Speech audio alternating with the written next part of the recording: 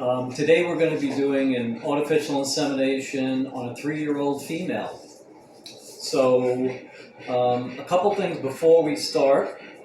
I want to go over some products that I use. Now this varies. Some people use all kinds of different things. This has worked for me over the years. So let me come around. First off, we need some kind of collection bag. So I use these. These are Playtex baby drop-in bags, and they're pretty sturdy. And I use these to collect them. We just want, with anything we collect, we don't want to cut the dog with the top. These are fairly soft on top, but you still have to watch out. Okay, next is the insemination catheter. So I use these devices here. These are a French female catheter. So they're an FR14. Now,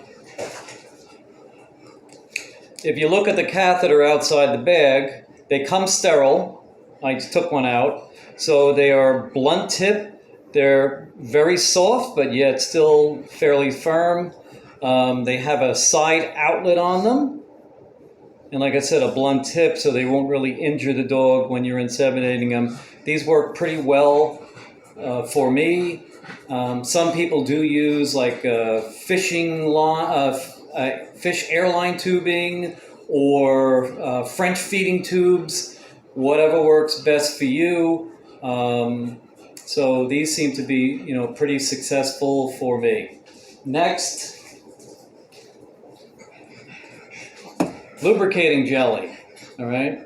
So these I use on the end of the catheter, so it goes in smoothly.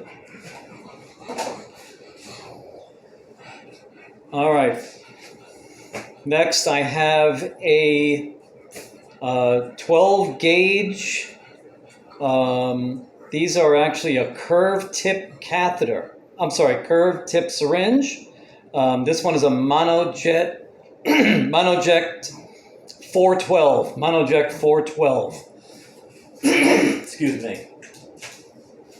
Okay, now these two things you don't particularly need, but they come in handy. So if you're if you're shipping out semen, you would probably use a product like this. This is from Minitube.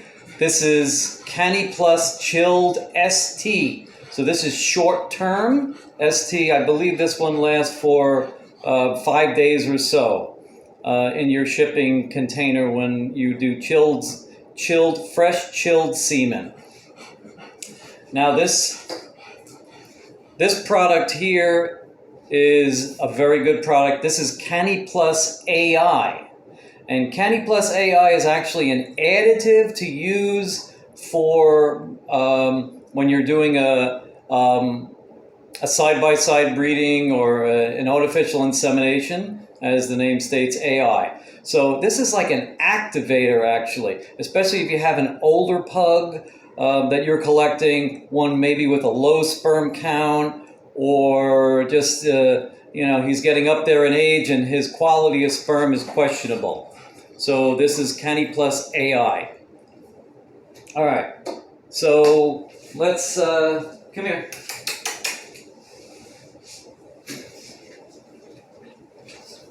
So I've got my girl here, Farah.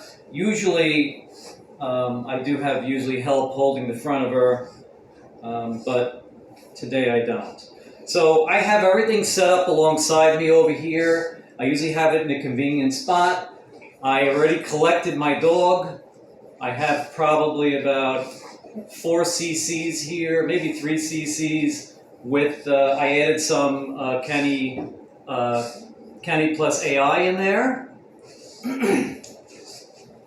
I have my I have my catheter over here with a little KY in it.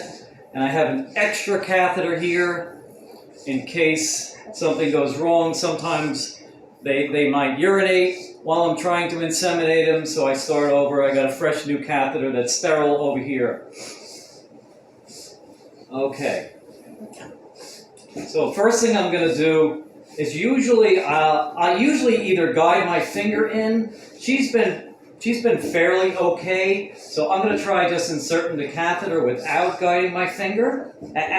Stay, girl. Okay, and usually I twirl it, so this went in pretty easy, right? So next, I'm going to hold it with one hand. I'm going to grab my syringe. I'm going to slip it into the tube, lift her up in front, and we're going to start slowly inseminating her. Now, like I said before, it helps if you have someone holding her front feet. Stay, Farrah. Stay. Okay, and I do have a little air behind the semen here. And you might get a little spillage that comes out. So I'm going to bring it just to where I bring some air beyond it. And I'm going to remove the catheter, and I'm going to hold her. She's not being very cooperative, but... Okay, so like I said, a lot of people use different products. These are the products that work for me. So I usually hold her for about 2 or 3 minutes up in the air. She's being a little difficult today. But this is her actual third breeding, and we had bred her last night, so I'm not going to hold her that long.